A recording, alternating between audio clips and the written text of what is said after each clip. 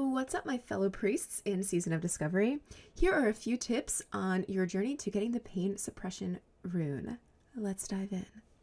So, the Pain Suppression Rune is in 5 parts. There are 4 echoes that you'll have to loot throughout the world. They are the Swamp Echo, the Arathi Echo, the Theramore Echo, and the Graveyard Echo. After you get all 4 of those echoes, you go into Scarlet Monastery Library and you click on statues in a certain order, and then you're able to learn the spell. Now, my very first tip is make sure you get the Scarlet Monastery Graveyard Echo early on. You don't want to be like me and get to level 40, not look at your runes, and then realize that you have to go back into the graveyard to get your first echo. So do that while you're level 30 and beyond. I doubt if you hit level 40, any dungeon leveling group is going to want you in there, scapping up their experience. So yeah, make sure you get that Graveyard Echo first. My second tip is if you are like me and you wait till level 40 to get your runes, you can solo Scarlet Monastery Graveyard as a Disc Priest or as a Heal Priest, or I'm sure as a Shadow Priest it's much easier, but it is possible. And what I did is I mind controlled the mobs. I realized there were humanoids in there and I could just mind control my way through, and it worked out nicely for me. Are there faster, easier ways of doing this? Of course, you could probably group up mobs and use Mind Seer, and if you have some of your other runes like Dispersion, it would make it cushier. You have Shadow Fiend for more mana, but I took the mind control route and it worked. So tip number 2, you can solo the graveyard if you wait. So tip number 3, the echoes that are in the open world are in random cemeteries throughout the world, and the gravestones themselves are pretty easily hidden. What you could do is turn down the ground clutter in your game and you'd be able to see those gravestones or those wooden crosses a little bit easier, and you can loot your echoes quicker. So for the Swamp Echo, you find this one at 1653 in Swamp of Sorrows. What helped me realize where it was is looking at a little picture of it, and it is in a sea of red flowers next to the tower that is there. It's a small wooden cross and it's hidden. So this one threw me for some reason. I don't know why. The next one is the Arathi Echo. That one is at 6254. It is in the back of the farm behind the house, or behind the stables, really. Again, this is also a wooden cross. This was at 6254.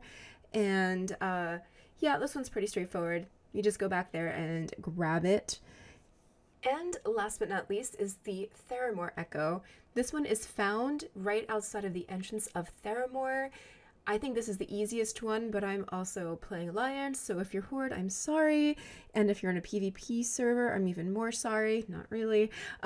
So yeah, this one's in Dustwallow Marsh at 6342, and it's a stone gravestone that you click on and you loot the echo.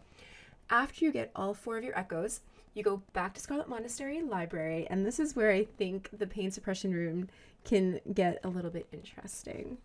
So with this part of the rune quest, you have to click on the echoes at specific statues in a specific order, and if you don't, then you have to redo library all over again. So on this final tip, take your time. Think it through, make sure you know the order so you don't have to redo library again, unless of course you're still grinding for XP, then it's not a big deal, but just take your time on this. So the first echo that you're going to click on is your Swamp Echo, and that will be at the warrior statue, which is right as you walk into this hallway on your right hand side. Your second echo you're going to use is your Arathi Echo. However, you are going to skip the next statue. You're going to walk past it and go to the third statue. That statue is the mage statue. Then click on your Arathi Echo. Then you're going to go to the end of the hall, which is the paladin statue. And that is going to be your Theramore Echo that you're going to click on. And lastly, and of course I think is appropriate, is your priest statue, and you're going to click on the Graveyard Echo, which is extremely fitting for a priest rune. And yeah, once you do that, you get an orb that spawns in the hallway, and you click on that, and you will loot the memory of a leader's betrayal.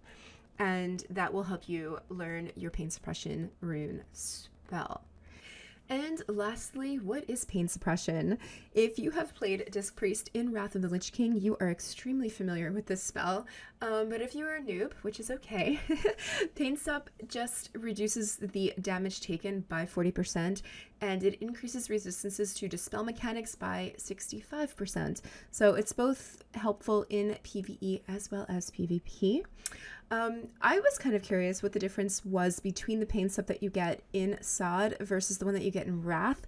And what I found interesting is that they took away the 5% reduction to threat. This is so helpful for tanks, especially at level 40. Threat at this level is a precious commodity, so if you cast that on a tank that's taking damage or to reduce the damage or any incoming damage, then their threat is not messed with. It's unfortunate for any caster or melee or healer that you might put that on, but honestly, like, I think it's a great change. The other difference too is the cooldown. It's a 2.4 minute cooldown in Wrath versus the 3 minute cooldown in Sod. And I'm not sure if that's because of talents. I feel like it is, but if I'm wrong on that, please let me know.